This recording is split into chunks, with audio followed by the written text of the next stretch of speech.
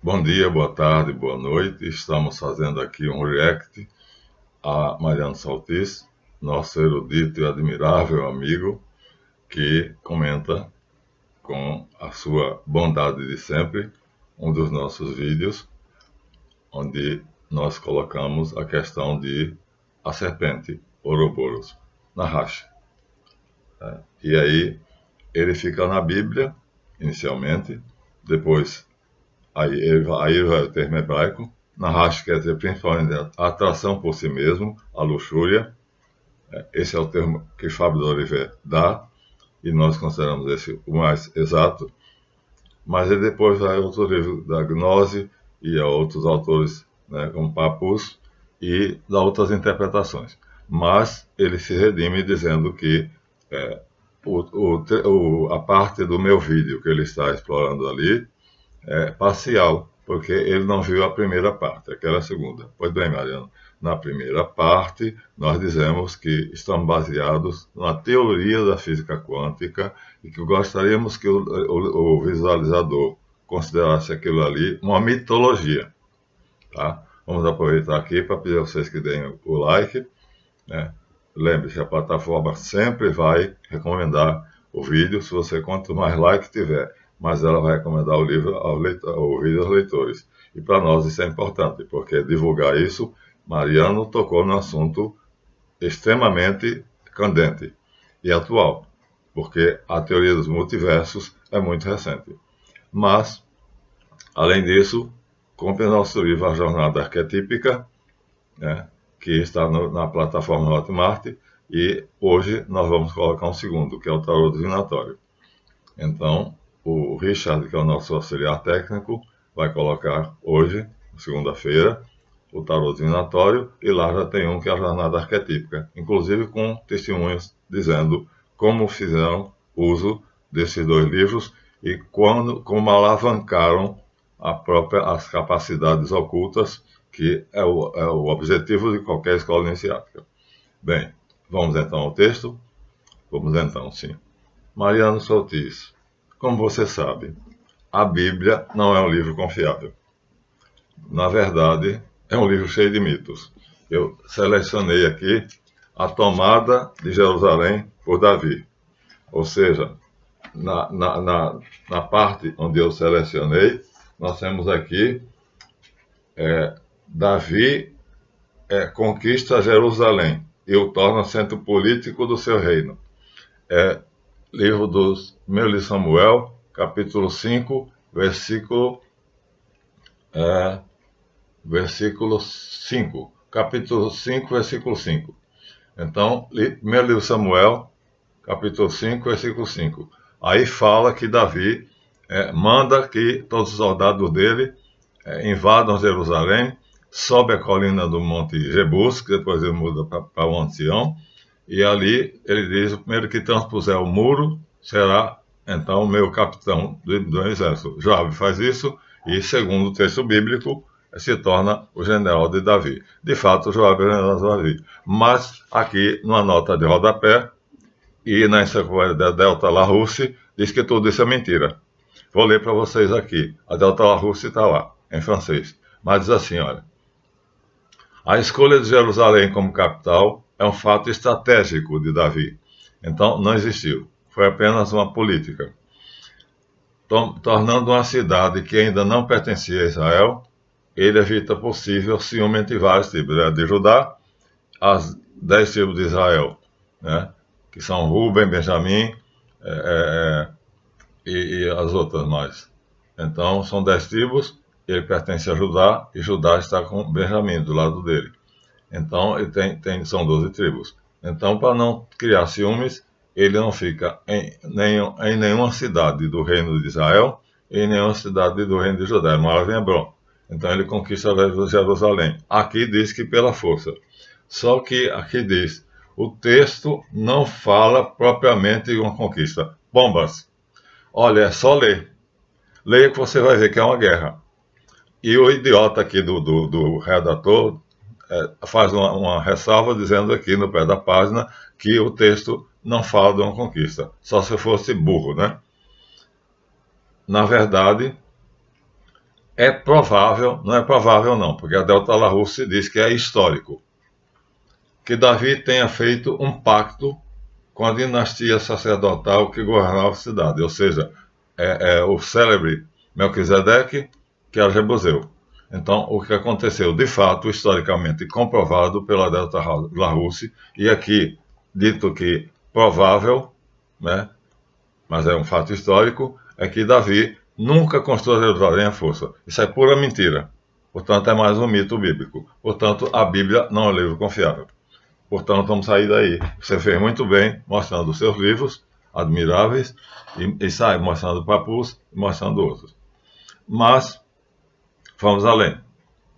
Vamos além. Nós sabemos, então, pelo menos é dito pela tradição bíblica, que a questão da serpente do Éden, né, que é dito em Isaías 45:7, foi criado por Javé, e Javé só vai aparecer num papiro egípcio do professor Mark Smith. Ele encontra no Egito, né? Javé do Chazu, quer dizer, Javé dos Madianitas, você diz, é Jetro quem vai dar a Moisés toda a teoria sobre Javé. Moisés não sabia nada sobre Javé. Foge do Egito, foge? Não, não foge. Faz um pacto com Ramsés II. É o que diz aqui o nosso abalizadíssimo autor, Eduardo Surré. Segundo Maneton, diz Eduardo Surré, aqui está o capítulo, vou mostrar para vocês, a tradição monoteísta dos patriarcas do deserto. Moisés pertencia supostamente a essa tradição. E depois ele aprofunda dando a história de Moisés, segundo o historiador egípcio Maneton. E ele diz que o nome de Moisés era Osar-Sif, que quer dizer Osíris o protege. E fala que houve então uma proposta de Moisés, que era sacerdote de Heliópolis, embora sendo filho da princesa, esqueci o nome dela agora, tá? Mas o que acontece, ele vai dizer ali, o livro de Jota vai dizer qual é o nome da princesa, né? Irmã de Sete I, né? Então o que acontece é que o nome Moisés não é Moisés, é Osar-Sif. A fuga, né, ou a libertação dos escravos do Egito não é nada disso. É um pacto. Ele decide criar um povo que saiba o que é liberdade. Então convoca um terço dos escravos e, através de um pacto, como está aqui, né, não há nada da verdade sobre a vida de Moisés aqui na Bíblia, tudo é falso. Então, através de um pacto, ele pede a Ramsés II que fique com todo o Egito e dê a ele um terço dos escravos, que ele vai tentar, num país chamado Canaã, que ele ouviu dizer que mana leite e mel, construir uma nação de homens livres. Isso está aqui, né, em Eduardo Surré, exatamente sobre a vida de Moisés. Então, tudo está na Bíblia, portanto, é puro mito. Puro mito. Moisés, portanto, sai do Egito, mas sai pacificamente, ou seja, o agente da imigração do Egito anota no seu livro que um terço dos escravos egípcios saiu, esse é o documento. O agente da migração fala da emigração, ou seja, da saída de um terço de escravos, segundo um pacto feito entre Moisés, ou Osar-Sif, não tem desse nome, quem faz esse nome ele é Jetro, e aí, pacificamente, Ramsés II feliz da vida, porque ele era irmão de Moisés de fato. Moisés não era hebreu, era egípcio. O nome é Osar-Sif. Moshe vai ser dado depois. E Jetro, quem vai dar esse nome é ele, Mizi. Mizi quer dizer filho. Ramsés. Tutmizi, Tutmés. E Moisés, Mizi, simplesmente filho. Filho de quem? Filho da... Bem, não vou dizer o resto. Mas, quando Moisés se converte ao javismo e deixa de ser egípcio, porque está dito que Moisés tinha conhecimento de toda a ciência do Egito, então ele era egípcio foi educado pela princesa Bitiá, agora isso aqui, a filho dela, filho legítimo dela, porque a palavra Mizi significa tanto filho quanto significa tirar. Então, a palavra Mizi é filho ou tirar. Tirar no sentido de um parto. Ou seja, a princesa Bitiá, então engravida de fato de um egípcio, filho dela, portanto da corte, e chama ele de Osasif. Em cima disso vai se construir depois um mito, dizendo que ele foi numa barquinha, isso é Sargão II, é a história de Sargão II, é a história da barquinha, e Miriam foi do lado acompanhando ele, e aí vai o mito lá dentro. Bom, contra isso, nós temos também aqui um outro autor fantástico, que são dois, Harold Bloom e David Wattenberg, onde eles falam 3 coisas notáveis. Primeiro, que Javé escolhe Moisés, já como Moisés, com o nome de Mizi, quer dizer filho. Mas filho de quem? Né? Mizi era filho, mas era uma raiz que se acrescentava a filho de quem? Tutmoses, que é Tutmizi, filho de Tuti. Ramoses, Ramizi, filho de Ram. E assim vai. Então, Mizi simplesmente não faz sentido. Então, Jetro escolhe apenas o nome filho para dizer que é filho de Deus. Então, ele subtende isso. E é ele quem dá, como você diz, Mariano, exatamente o nome Mizi a Moisés, que era Osasif. Quando Moisés recebe 40 anos depois de conviver com ele, toda a tradição, né, os livros das gerações de Adão, os livros dos tesouros e outros apócrifos e outros livros da gnose, então Moisés vai receber esse nome, Mizi, e vai deixar o nome Osasif para trás. E aí, aqui Harold Bloom chama atenção para 3 fatos que comprovam exatamente que não passa de um mito. Primeiro, Abraão gerou Isaac, Isaac gerou Jacó, Jacó gerou 12 filhos, um deles chamado José. José é vendido pelos irmãos e vai para o Egito. E aí, José, portanto, veja, se Abraão gerou Isaac, Isaac é filho de Abraão, Isaac gerou Jacó, Jacó era neto de Abraão, e Jacó gerou José, José é bisneto de Abraão. Acontece que, segundo David Rosenberg e Harold Bloom, antigos documentos rabínicos provam que a distância histórica entre Abraão e José é de 20 gerações.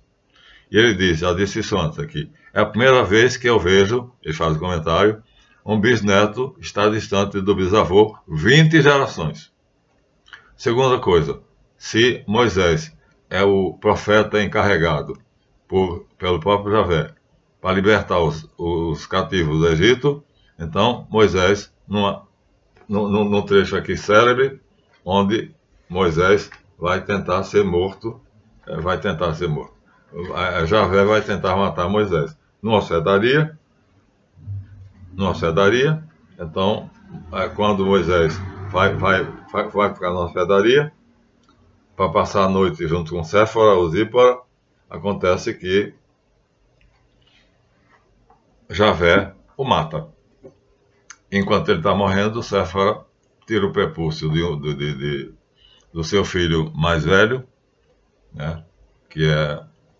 Bem, agora não vem a mente, mas vou lembrar. Então tira e coloca sobre o pênis de Moisés, e Moisés então passa a viver, volta a reviver, renasce. Portanto, Mizi significa, portanto, filho de Deus, porque renasceu. Só o filho de Deus pode nascer e renascer, tem o dom da vida.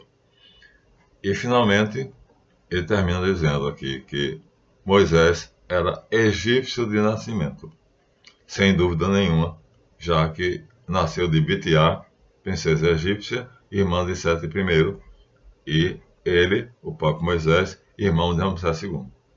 Pronto, está aí, Ramaziano, respondido a você. A nossa intenção, portanto, era dizer que Ouroboros, na verdade, é uma mitologia, e essa mitologia, agora eu vou ler para você um pouquinho, se baseia na física dos multiversos. A teoria dos multiversos traz uma noção de ciência e uma noção de mística E começou com a teoria eletromagnética brilhantemente elaborada por James Clerk Maxwell, nome de peso, que veio de 1831 a 1879, ou seja, a teoria dos universos paralelos começa com James Clerk Maxwell, dizendo que ali a física quântica explicaria todos os fenômenos que a física clássica não era possível explicar. Isso vai adiante. Um segundo físico, que se chama Max Planck, de 1858 a 1947, vai encontrar ainda mais argumentos para dizer que o mundo em que estamos vivendo é real, mas não resolve todos os problemas da física.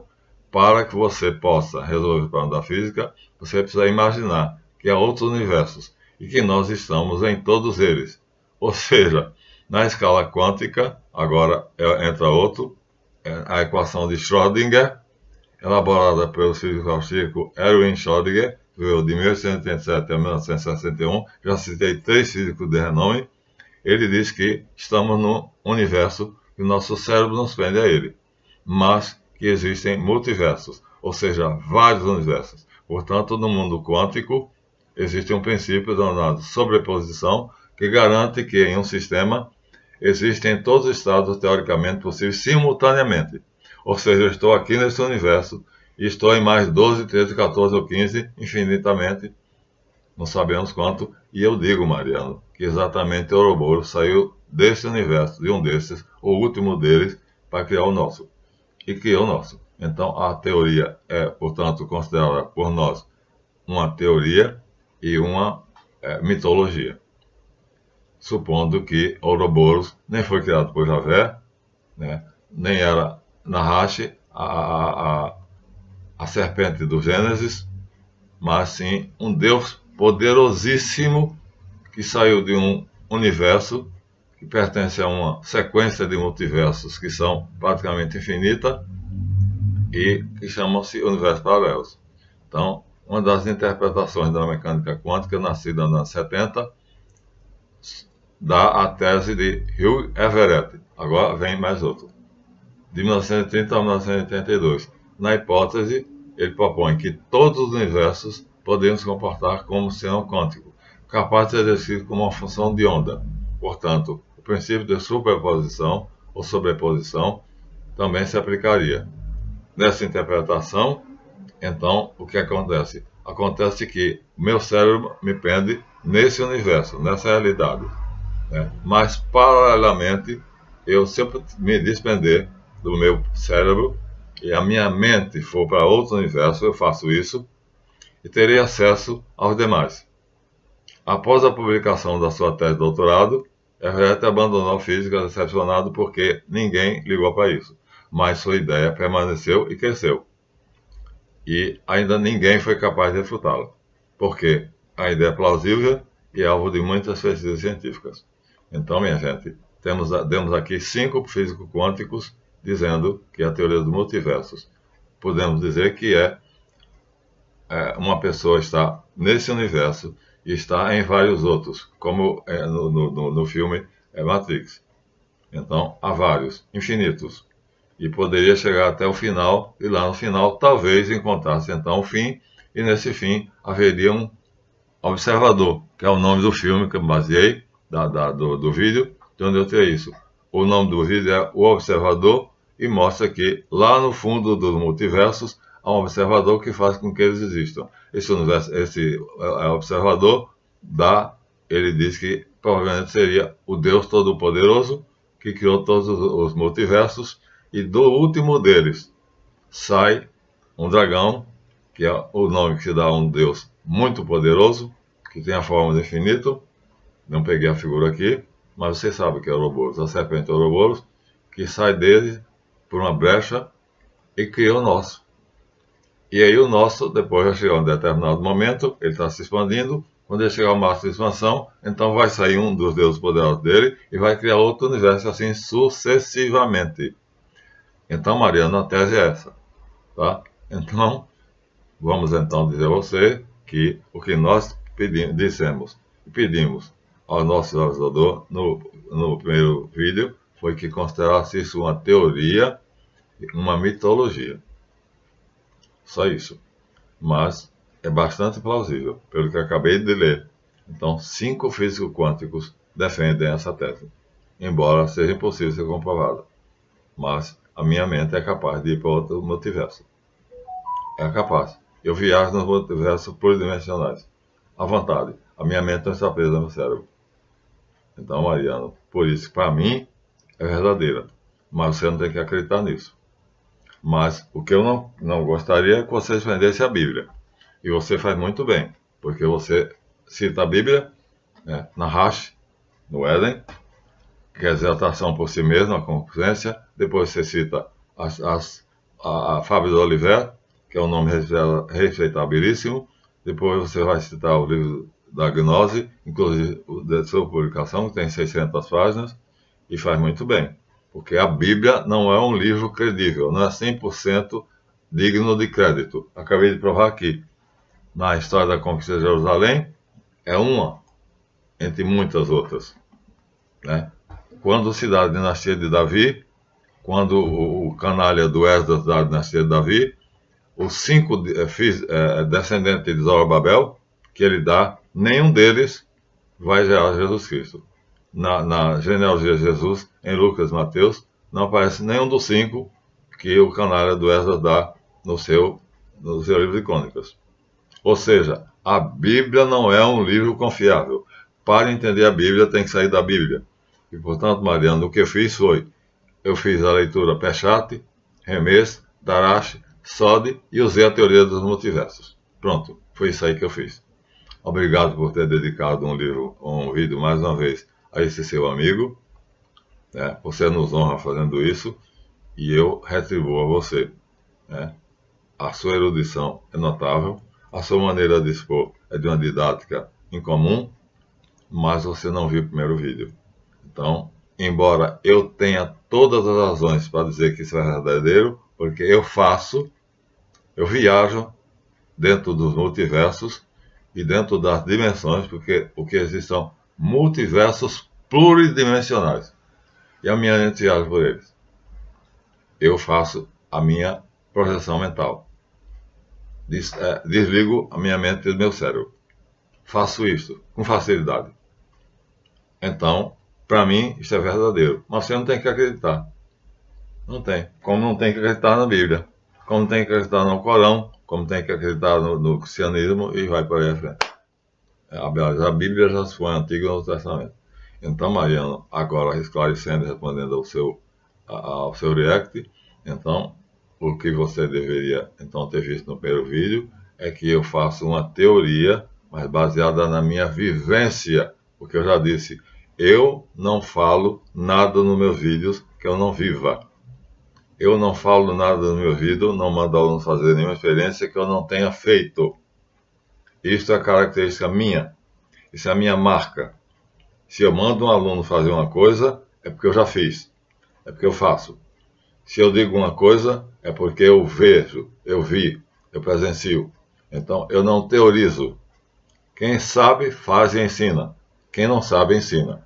Mariana, então, com a devida permissão, eu quero lhe perguntar se você já viajou pelos multiversos e se você tem acesso a várias dimensões. Eu conheço meu mestre, conheço meu anjo guardião e conheço seres de outras dimensões, que são completamente diferentes de nós, dessa dimensão. E como Matrix disse, então, há várias dimensões, há vários multiversos, e nós estamos aqui, na sala do grande arquiteto, aparecem as televisões, e a cara de Neil aparece em várias televisões, e aí o grande arquiteto diz a ele que ele está em todos aqueles universos. Cada televisão é um universo. Portanto, a teoria dos multiversos continua de pé, firme, e até hoje não teve quem a desmentisse. É baseado nela, mas também baseado nas 4 leis de interpretação Pardes, Peshat, Hermes, Darash e Sode. Agora, então, eu pretendo fazer essa resposta ao seu vídeo muito bem feito, né, que nos honra, porque você nos deu o prazer e o privilégio de comentar um vídeo nosso. Tá? Então, o meu muito obrigado a você. E o meu muito obrigado. Mais uma vez, peço que se você não deu ainda o seu like, aproveite agora e dê o seu like. E assim nós damos a resposta ao nosso queridíssimo, erudito, respeitável Mariano Saltice. Até o nosso próximo vídeo, se Deus quiser.